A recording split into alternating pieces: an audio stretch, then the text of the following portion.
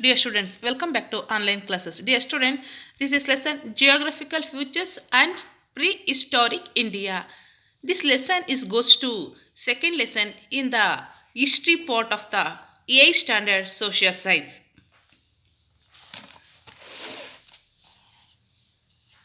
Dear students, the geographical environment has influenced every country and people in the world. There is an intimate relationship between human life and the environment. Hence, it is necessary to learn about the geographical environment in order to know about human history. India is a subcontinent occupying a huge area in the southern part of the Asian continent as it is surrounded by water and three sides and land on one side. It is a peninsula. India shares its boundaries with Pakistan, Afghanistan, China, Nepal, Bhutan, Bangladesh, and Myanmar. It consists of 28 states and 8 union territories and one national capital region, Delhi.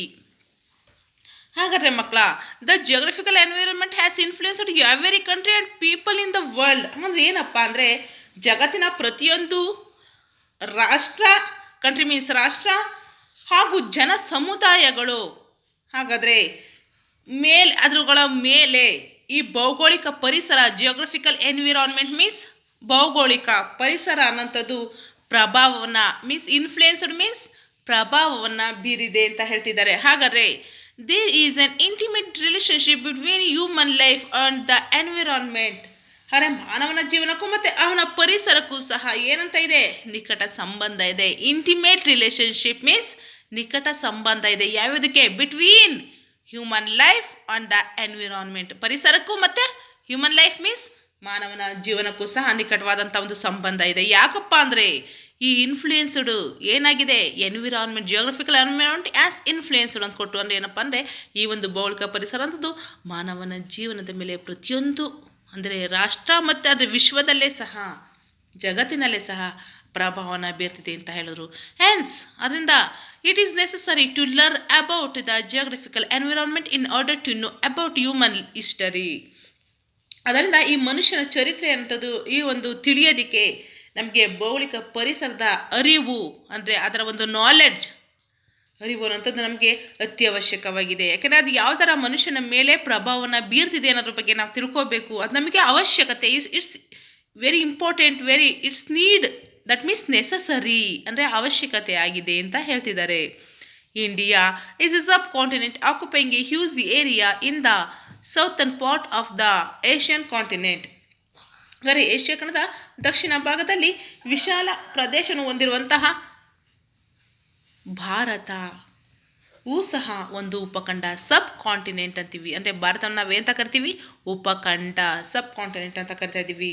ಹಾಗಾದರೆ ಆಕ್ಯುಪೈಂಗ್ A huge area in the southern part of the Asian continent. As it is surrounded by water on 3 sides and land on one side. ಹಾಗಾದರೆ ಇದು 3 ಕಡೆಯಿಂದಲೂ ಸಹ ಯಾವುದರಿಂದ ಆವೃತವಾಗಿದೆ ಅಂತಿದ್ದಾರೆ? ನೀರಿನಿಂದ. 3 sides ನೋಡಿ, surrounded by water on 3 sides ಅಂದ್ರಪ್ಪ ಅಂದರೆ ಏನಪ್ಪ ಅಂದರೆ 3 ಕಡೆ ನೀರಿನಿಂದ ಆವೃತವಾಗಿದೆ. ಹಾಗಾದರೆ ಒಂದು ಕಡೆ land on one side. So ಒಂದು ಕಡೆ ಭೂಭಾಗದಿಂದ ಆವೃತವಾಗಿರುವಂಥ ಇದೊಂದು ಪರ್ಯಾಯ ದ್ವೀಪ. ನೋಡಿ, ಇಟ್ ಈಸ್ ಎ ಪೆನಿನ್ಸುಲಾ. ಹಾಗಾದರೆ ಇದೊಂದು ಪರ್ಯಾಯ ದ್ವೀಪವಾಗಿದೆ ಅಂತ ಹೇಳ್ತಿದ್ದಾರೆ. India shares it's boundaries with Pakistan, Afghanistan, China, Nepal, Bhutan, Bangladesh and Myanmar. ಹಾಗಾದರೆ ಇಷ್ಟು ರಾಷ್ಟ್ರಗಳು ಸಹ ನೋಡಿ, ಈ ಭಾರತ ಪಾಕಿಸ್ತಾನ, ಅಫ್ಘಾನಿಸ್ತಾನ, ಚೀನಾ, ನೇಪಾಳ್ ಮತ್ತು ಮಯನ್ಮಾರ್ ತನ್ನ ಗಡಿ ರೇಖೆಯನ್ನು ಮೀನ್ಸ್ ನೋಡಿ ಬೌಂಡರೀಸ್ ಅಂತ ಕೊಟ್ಬಿಟ್ರು. ಹಾಗಾದರೆ ತನ್ನ ಗಡಿ ರೇಖೆಗಳನ್ನು ಒಳಗೊಂಡಿದೆ, ತನ್ನ ಗಡಿ ರೇಖೆಯನ್ನು ಹೊಂದಿದೆ ಅಂತ ಹೇಳ್ತಿದ್ದಾರೆ. It consists of 28 states and 8 union territories and one national capital region, Delhi. ಹಾಗಾದ್ರೆ ಏನಪ್ಪ ಅಂದರೆ 28 ರಾಜ್ಯಗಳಾಗ್ಬೋದು ಮತ್ತು 8 ಕೇಂದ್ರಾಡಳಿತ ಪ್ರದೇಶಗಳನ್ನು ಮತ್ತು ಒಂದು ನ್ಯಾಷನಲ್ ಕ್ಯಾಪಿಟಲ್ ರೀಸನ್. ಹಾಗಾದರೆ ಒಂದು ರಾಷ್ಟ್ರ ರಾಜಧಾನಿ ದೆಹಲಿ. ಸೊ ಇವುಗಳನ್ನು ಭಾರತ ಒಳಗೊಂಡಿದೆ ಅಂತ ಹೇಳ್ತಿದ್ದಾರೆ. ನಾ ನೆಕ್ಸ್ಟ್ ನಾವು ನೋಡೋದಾದರೆ India geographical features comprise the Himalayan mountains, the Indo-Gangetic plain in the north, the Deccan Plateau and the coastal region in the south. The snow-capped mountains in the north include some of the tallest mountain peaks in the world. They help to preserve the safety and security of India. There have been very few intrusions in ancient India from the northern Himalayan region. The attacks have been mainly from the northwestern side through the valleys of Bolan and Khyber passes. The flat Indo-Gangetic plains are extremely fertile. The ancient civilizations of Indus Valley and Vedic period flourished here. Many battles have been fought from time to time to establish control over this area. Usually, the dynasties that established control over this fertile Gangetic plain also established empires. ಹಾಗಾದರೆ India's geographical features comprise the Himalayan mountains, the Indo-Gangetic plain in the north, the Deccan Plateau and the coastal region in the south.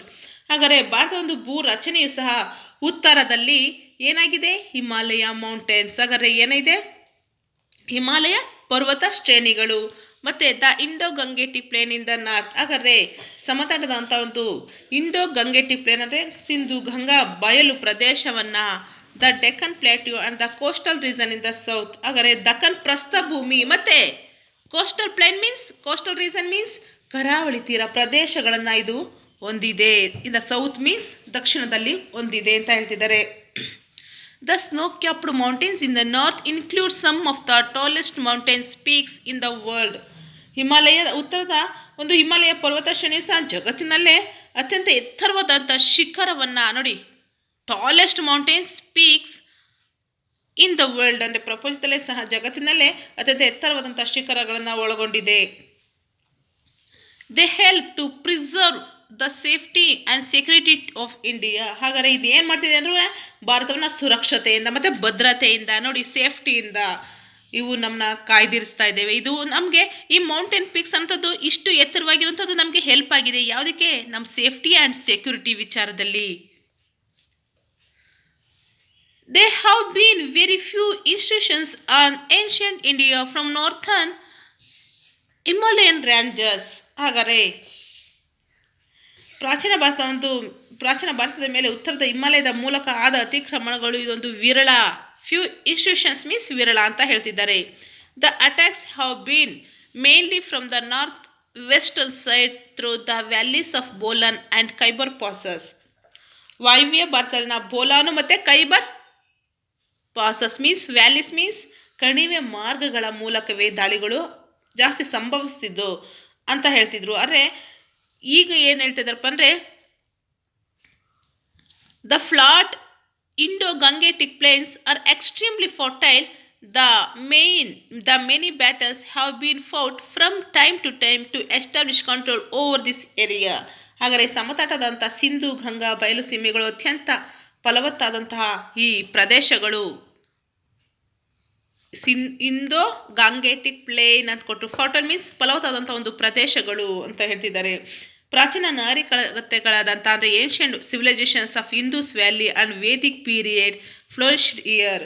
ಹಾಗಾದರೆ ಪ್ರಾಚೀನ ನಾಗರಿಕತೆಗಳಾದಂಥ ಸಿಂಧು ಮತ್ತು ವೇದಗಳ ಕಾಲ ಅನ್ನೋದು ನಾಗರಿಕತೆಗಳು ಇಲ್ಲಿಯೇ ಸಹ ಮೂಡಿ ಬಂದಿದ್ದಾವೆ.